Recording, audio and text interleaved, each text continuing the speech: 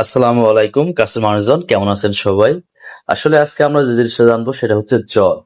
জ্বর আসলে কোনো রোগ নয়, বরং এটি শরীরের সতর্ক সংকেত মাত্র। আজ আমরা জানবো জ্বরের কারণ, ধরন, উপসর্গ, প্রতিরোধ এবং চিকিৎসা সম্পর্কে একেবারে সবিস্তারিত। আসলে চলুন জেনে নেই জ্বর কি। আমাদের শরীরের স্বাভাবিক তাপমাত্রা 37°C কিংবা 98.6°F। কিন্তু যখন তা 100.4°F কিংবা 38°C বেশি হয়, তখন আমরা তাকে জ্বর বলি। আসলে শরীর সংক্রমণের বিরুদ্ধে লড়াই করতে তাপমাত্রা বাড়িয়ে। চলুন জেনে নেই জ্বরের প্রধান কারণগুলো কি কি। 1 নম্বরে সেটা হচ্ছে ভাইরাল ইনফেকশন, যেমন সর্দি, কাশি, ফ্লু, করোনা। ব্যাকটেরিয়াল ইনফেকশন যেমন টাইফয়েড, টিবি, নিউমোনিয়া। তারপরে হচ্ছে পরজীবী, ম্যালেরিয়া, ডেঙ্গু। পরিবেশগত সেটা হচ্ছে হিট স্ট্রোক কিংবা পানি শূন্যতা। টিকা নেওয়ার পরেও মাঝে মাঝে জ্বর আসে। তারপরেও আছে দীর্ঘমেয়াদী অসুখ, যেগুলো যেমন ক্যান্সার, অটোইমিউন ডিজিজ, এগুলোর কারণেও জ্বরের অন্যতম কারণ। চলুন জেনে নেই জ্বরের প্রধান প্রধান উপসর্গগুলো কি কি।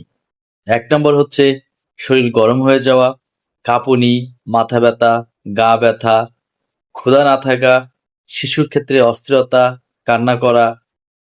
তারপরেও গুরুতর ক্ষেত্রে র্যাশ, শ্বাসকষ্ট এবং বিভ্রান্তি তৈরি হতে পারে। চলুন বয়স ভিত্তিক কি কি সতর্কতা আমরা অবলম্বন করতে পারি। শিশুদের জ্বর দ্রুত জটিল হতে পারে। বৃদ্ধ বা ডায়াবেটিস বা হার্ট ডিজিজ রোগীদের জ্বর অবহেলা করা যাবে না। গর্ভবতী মহিলাদের ক্ষেত্রে জ্বর বিশেষ সতর্কতার বিষয়।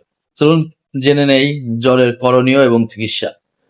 হালকা জ্বরে বেশি পানি ও তরল খাবার খান, বিশ্রাম নিন, হালকা পুষ্টিকর খাবার খান, ডাক্তারের পরামর্শে প্যারাসিটামল জাতীয় ওষুধ খেতে পারেন। নিজে কখনোই অ্যান্টিবায়োটিক খাবেন না। তারপর আপনাদেরকে জানাই কখন ডাক্তারের কাছে যেতে হবে।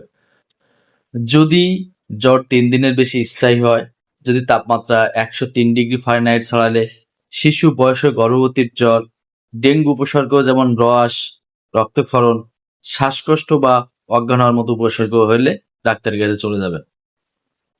প্রতিরোধ। আমরা ঘরোয়াভাবে যে প্রতিরোধগুলো করতে পারি সেটা হচ্ছে হাত ধুয়ে খাওয়া, বিশুদ্ধ পানি পান করা, ভিড় এড়িয়ে চলা, নিয়মিত ভ্যাকসিন নেওয়া। এই জ্বর নিয়ে অনেক রকম মিথও আছে, যেমন জ্বরে ঘাম মানেই ভালো হচ্ছে, সব সময় নয়। অ্যান্টিবায়োটিক খেলেই জ্বর সেরে যাবে, সেটা ভুল। সত্য হলো জ্বরের কারণ বুঝে চিকিৎসা করতে হবে। তাই জ্বরকে হালকাভাবে নেবেন না।